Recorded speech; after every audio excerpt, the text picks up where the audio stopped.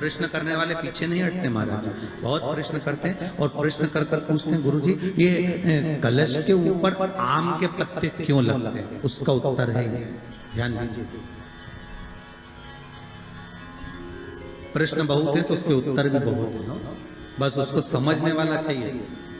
और आप लोगों को तो आज बहुत बहुत भगवान ने कृपा करी है, जो आप पहले दिन ही कलश स्थापना होती है और पहले दिन ही आपको ये ज्ञान हो जाए कि बच्चे पूछें कि कलश क्यों रखा जाता है, कलश के ऊपर आम के पत्ते क्यों लगाए जाते हैं, कलश के ऊपर नारियल क्यों रखा जाता है, कलश के ऊपर 9 बार मोली क्यों बांधी जाती है, मोली मतलब लच्छा नाड़ा 9 बार क्यों लपेटा जाता है नारियल के ऊपर, कलश के ऊपर जब रखते हैं।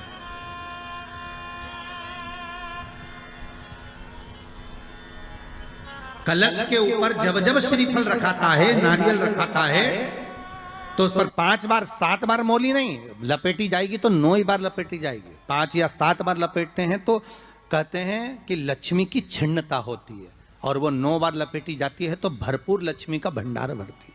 क्यों क्यों कहते हैं? भगवान कुंभ का निर्माण कर रहे हैं, भगवान कलश का निर्माण कर रहे हैं, और भगवान स्वयं ब्रह्मदेव कर रहे हैं कि आप ऐसा निर्माण कर दो जिसमें 33 कोटि देवता स्वतः विराजमान हो जाए। तो भगवान ने उस कलश का निर्माण कर दिया। अब कलश का निर्माण करा तो स्वयं भगवान ब्रह्मदेव बोले, प्रभु इस कलश के अंदर मेरा स्थान कहां है, मेरा स्थान कहां है?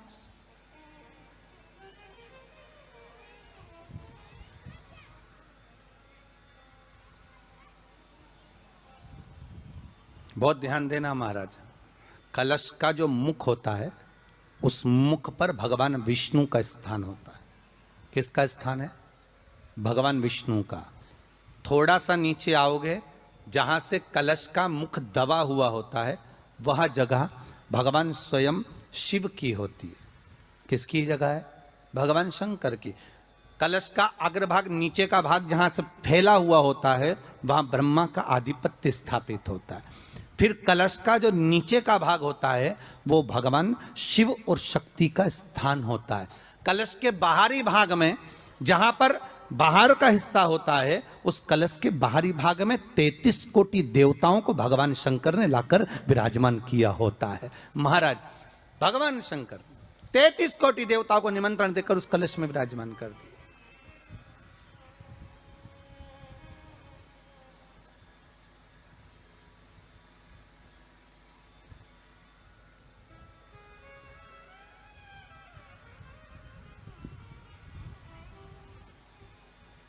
कितना सुंदर लिखा है देवी भागवत के अंदर कि जहां कलश की स्थापना होती है उस जगह पर किसी देवताओं को बुलाने की जरूरत नहीं होती। 33 कोटि देवता उस जगह पर स्वतः विराजमान हो जाते हैं। स्वयं 33 कोटि देवता स्वयं वहां विराजमान। और कितनी महत्वता कलश की महाराज।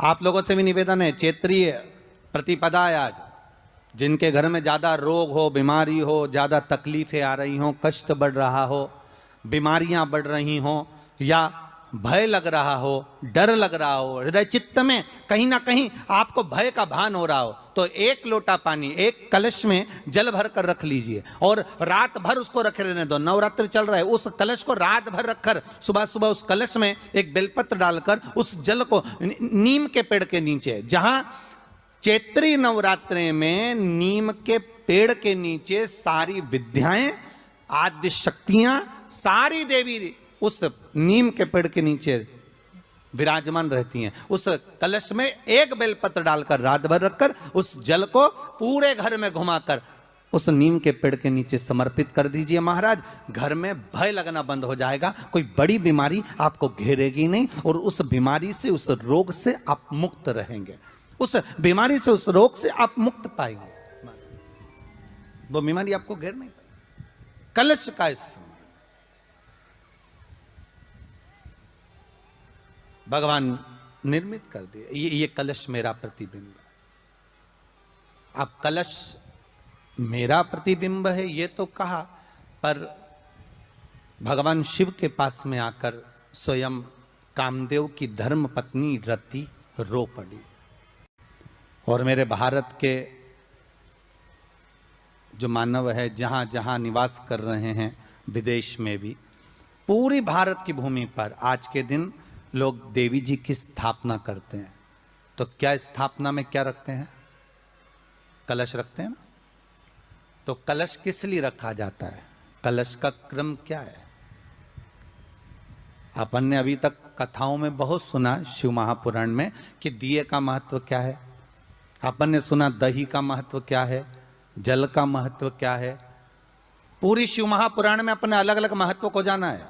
पर यह नवरात्रे में जो शिव महापुराण की कथा शुरू हो रही है, नवरात्रे में जो शिव महापुराण की कथा को हम श्रवण करने के लिए बैठे हैं, इसमें हमारा एक संशय और मिटना चाहिए कि भारत की भूमि पर जब मां आद्य शक्ति की स्थापना होती है, मां जगतजननी को जब विराजमान किया जाता है, या चैत्र नवरात्रे में, शरदीय नवरात्रे में, आषाढ़ी नवरात्रे में,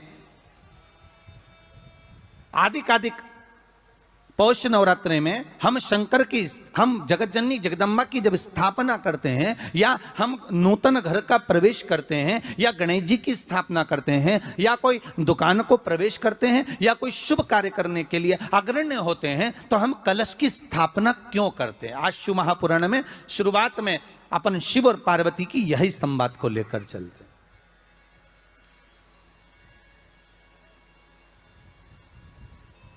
आखिर कलश में ऐसा क्या है? कलश के अंदर आखिर ऐसा क्या विराजमान है कि 33 कोटि देवता उस कलश के अंदर आकर बैठ जाते हैं? महाराज, आप कोई यज्ञ करने जा रहे हो, आप कोई पोथी पुराण करने जा रहे हो, आप कोई अच्छा कार्य करने जा रहे हो, तो ब्राह्मण देवता कह देते कलश की स्थापना होगी, कलश की शोभा यात्रा निकलेगी, कलश यात्रा निकलेगी, कलश विराजमान होगा। और आज हर की पौड़ी पर, प्रयागराज में, या उज्जैनी में, नासिक में जो बड़े बड़े कुंभ के मेले होते, कुंभ का मतलब भी तो कलश से होता है। उसकी महत्वता क्यों है? उस कुंभ की, उस घड़े की महत्वता कहां से प्रकट हो गई?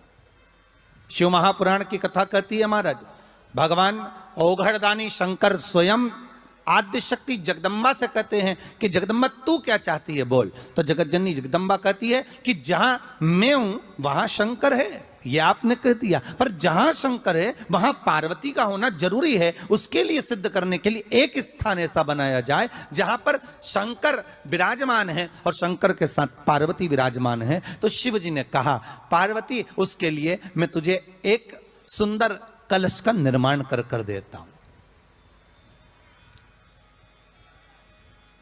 दुनिया का रचनाकार, दुनिया की रचना करने वाले महाराज, संपूर्ण ब्रह्मांड की रचना करने वाले, जिनको भगवान शिव ने स्वयं ब्रह्मदेव से कहा है कि ब्रह्मा जी तुम सृष्टि खंड को आगे बढ़ाइए, सृष्टि की रचना करिए। और आज ही के दिन, यही चैत्रीय प्रतिपदा के दिन, यही इसको कहते हैं नया संवत्सर, नया वर्ष। हिंदू धर्म में क्यों कहा जाता है? आज ही के दिन ब्रह्मा जी ने महाराज सृष्टि की रचना करना प्रारंभ करा था, आज ही के दिन। कोई अगर नवरात्रि का व्रत एक लौंग पर कर रहा है तो उसको करने दो। कोई नवरात्रि का व्रत अगर एक गिलास दूध पर कर रहा है तो उसको करने दो। अगर नवरात्रि का व्रत एक जरासी सुपारी पर कर रहा है तो करने दो। कोई नवरात्रि का व्रत कैसे कर रहा है उसको करने दो, उसकी मर्जी। तुम्हारे घर में जैसा व्रत होता है, तुम्हारे घर में जैसा नियम होता है, तुम वैसा करो। किसी को देखा देखी कर उसने 16 सोमवार का व्रत करा, उसने संकट सोमवार का व्रत करा, उसने चतुर्थी का व्रत करा तो मैं भी ऐसा करूंगी, उसने ऐसा करा तो मैं भी ऐसा करूंगी। नहीं नहीं नहीं नहीं। या चैत्र नवरात्रे में, शरदीय नवरात्रे में, आषाढ़ी नवरात्रे में, आदिकादिक पौष नवरात्रे में हम शंकर की, हम जगतजननी जगदम्बा की जब स्थापना करते हैं, या हम नूतन घर का प्रवेश करते हैं, या गणेश जी की स्थापना करते हैं, या कोई दुकान को प्रवेश करते हैं, या कोई शुभ कार्य करने के लिए अग्रण्य होते हैं, तो हम कलश की स्थापना क्यों करते हैं? आज शिव महापुराण में शुरुआत में अपन शिव और पार्वती की यही संवाद को लेकर चलते।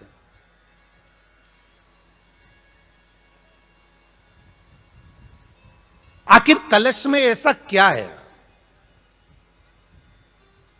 कलश के अंदर आखिर ऐसा क्या विराजमान है कि 33 कोटि देवता उस कलश के अंदर आकर बैठ जाते हैं महाराज।